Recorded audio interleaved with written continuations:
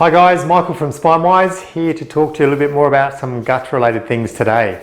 Now, just quickly, if you like the videos that we're doing, please comment down below. Even if you think we're missing things or there's some improvements you think we should be including, please again, give us feedback. Let us know if there's things you want to look at or that you want to add into the discussion. Please again, put it back in. If you're thinking about it, I'm sure there's plenty of other people who would be in the same position. So yes, any feedback would be greatly appreciated.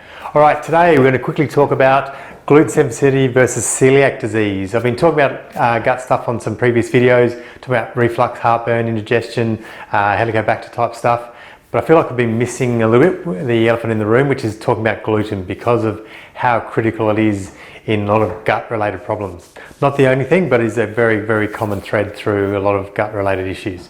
So quickly, I've got it here, gluten sensitivity versus celiac disease, but to be honest, I really see gluten sensitivity is the overriding thing, and celiac disease being one of the forms of presentation of that when it gets to I suppose a progression or where it escalates to that point. So let me maybe talk about celiac disease specifically because that's the one everyone seems to know about, everyone's heard of it, and I suppose that's one thing you can get tested for, and that's one thing I will discuss. Okay, firstly, celiac disease is an autoimmune disorder. So it is something that the body is attacking itself and undermining the gut processes and affecting how it actually works in the gut. So there is a genetic predisposition to celiac disease. That means there's genes that you're inheriting from your parents that give you increase the risk of you developing celiac disease. Now, if you have the gene, it doesn't mean you're guaranteed to get it, but it just means you're at a risk of getting it. So I think the statistics are that of the people who have celiac, 99% of the people have certain genes that they can be tested for. But of all the people who do get tested in general for gene stuff, only 40% of people who have these genes actually become celiacs.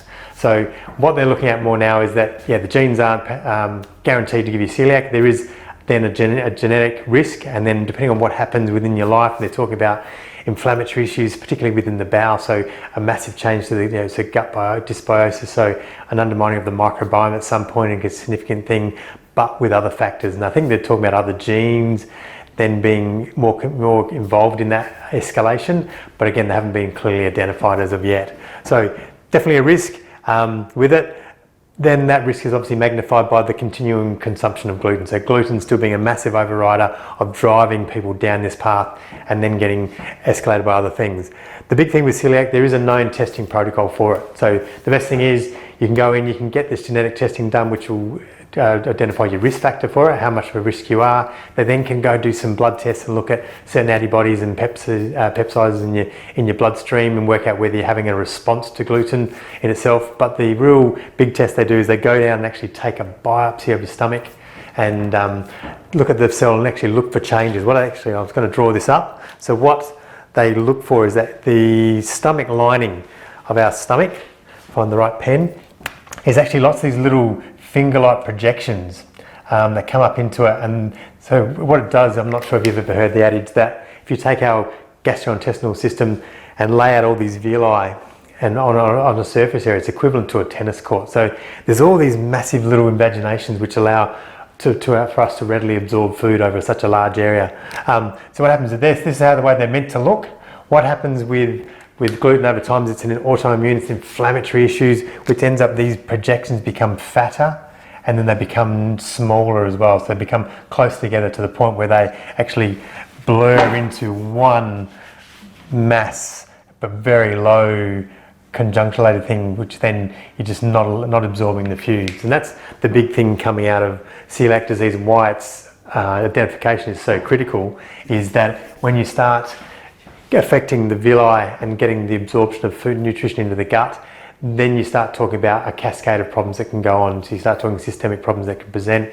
In kids, you start seeing developmental delays, you see tooth and apple issues, so not growing at the same rate as other kids.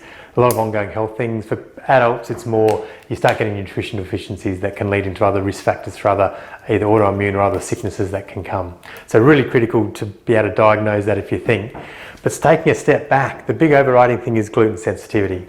Okay, this is harder to assess and diagnose. That's why it's different from celiac, because a lot of the symptoms are the same. So with celiac, we have nausea, we have bloating, we have diarrhea, we have wind issues. going on. Same thing can happen with a gluten sensitive person. This could be like a wheat allergy where they eat it and it's quite an instantaneous response that they feel, and that they can notice within half an hour or a couple of hours of eating, suddenly they get all these gastro problems. But it also means they can get symptoms elsewhere around the body. They can be skin rashes and itchy eyes and itchy skin and things, but they can be something as I suppose undefined as brain fog. They just can't think clearly, can't get themselves together. Fatigue issues, they have headaches that come and go. And joint pain, this is just where it's an inflammatory issue throughout the body, getting the systemic inflammation because of the sensitivity. And even you can progress down to neuropathy where you start getting pins and needles, you're getting nerves, things not doing twitching, unexplained twitching in your legs and things. So quite a diverse range of symptoms, which again can be other things, but this is some of the symptoms that are commonly seen with gluten sensitivity. But again, this is not as resounding in the sense of being so clear known testing. The best way to really understand gluten sensitivity is actually remove gluten from the diet.